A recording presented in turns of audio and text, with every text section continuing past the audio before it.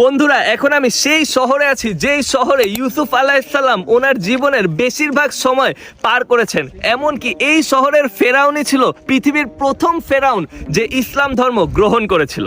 জুলেখার আদেশে 12 বছর ধরে এই জায়গায় ইউসুফ আলাইহিসসালাম জেলখানার ভিতরে বন্দী ছিলেন এবং এই জায়গাতেই জিবরাইল আলাইহিসসালাম ইউসুফ আলাইহিসসালামের কাছে ওহী নিয়ে এসেছিলেন। এখানে আছে ইউসুফ আলাইহিসসালামের জেল। আপনি দেখুন কত গভীরে তারা জেল বানিয়েছে, একদম নিচ পর্যন্ত এরকম সিঁড়ি করে দেওয়া আছে। এখন আমরা সেই স্টেয়ারকেস দিয়ে নিচে নেমে যাচ্ছি যেখানে ইউসুফ আলাইহিসসালামের জেলখানা আছে, সেখানে আপনাদেরকে নিয়ে যাচ্ছি। আসেন দেখুন, এটা মাটির কত নিচে অবস্থিত, খালি সুড়ঙ্গটা নিচেই যাচ্ছে আর নিচেই যাচ্ছে।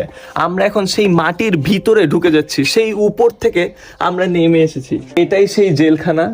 এইখানের ভিতরে এইরকম জেলখানাতেই ইউসুফ আলাইহিসসালাম ছিলেন। এটার ভিতরে ওনাকে রেখে কত কষ্ট দেওয়া হয়েছে 12 বছর ধরে। দেখেন, এটা যে মাটির নিচে অবস্থিত এর প্রমাণ এই চারিদিকে খালি মাটি, এই উপরেও পুরো সবকিছু কিন্তু মাটির। আমরা একদম মাটির নিচের গভীরে যাচ্ছি।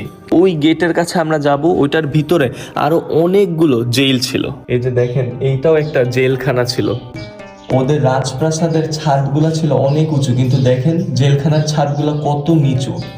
এখানে কয়েদিদেরকে নিয়ে যেত। আমাদের ইউসুফ আলাইহিসসালামকে ঠিক এইভাবে নিচু ছাদের ভিতরে করে নিয়ে যাওয়া হয়েছিল। কি কষ্টটা ওনাকে দেওয়া হয়েছে। বন্ধুরা, আপনারা হয়তোবা জানেন ইয়াকুব আলাইহিসসালাম এবং ইউসুফ আলাইহিসসালাম বর্তমান যে ফিলিস্তিন আছে সেই ফিলিস্তিনে জন্মগ্রহণ করেছিল। ইয়াকুব আলাইহিসসালামের 11 সন্তানের মধ্যে একজন সন্তান ছিলেন ইউসুফ আলাইহিসসালাম। আর ইউসুফ আলাইহিসসালাম একদিন স্বপ্নে দেখেন যে চাঁদ আর তারা ওনাকে সেজদা দিচ্ছেন, আর এটা তিনি ইয়াকুব আলাইহিসসালামকে জানান। ইয়াকুব আলাইহিসসালাম তখন বুঝতে পারেন যে ইউসুফ আলাইহিসসালামও ওনার মতো একজন নবী হবেন, তাই তিনি ইউসুফ আলাইহিসসালামকে সবচেয়ে বেশি ভালোবাসতেন। তাই ইউসুফ আলাইহিসসালামের অন্যান্য ভাইরা ইউসুফ আলাইহিসসালামের উপর অনেক বেশি হিংসা করতেন, আর তারা একদিন ইউসুফ আলাইহিসসালামকে একটা কূপের ভিতরে ফেলে দেন।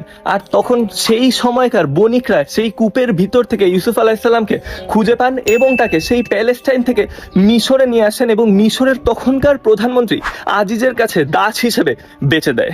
ইউসুফ আলাইহিসসালাম ছোটবেলা থেকে অনেক সুন্দর ছিলেন। আজিজ যখন ইউসুফ আলাইহিসসালামকে দাস হিসেবে নিয়ে যায়, তখন আজিজের স্ত্রী জুলেখা ইউসুফ আলাইহিসসালামকে দেখে অনেক বেশি পছন্দ করেন। আর যখন ইউসুফ আলাইহিসসালাম বড় হয়ে যান, তখন আজিজের স্ত্রী ইউসুফ আলাইহিসসালামের প্রেমে পড়ে যায় এবং ইউসুফ আলাইহিসসালামকে খারাপ প্রস্তাব দেয়।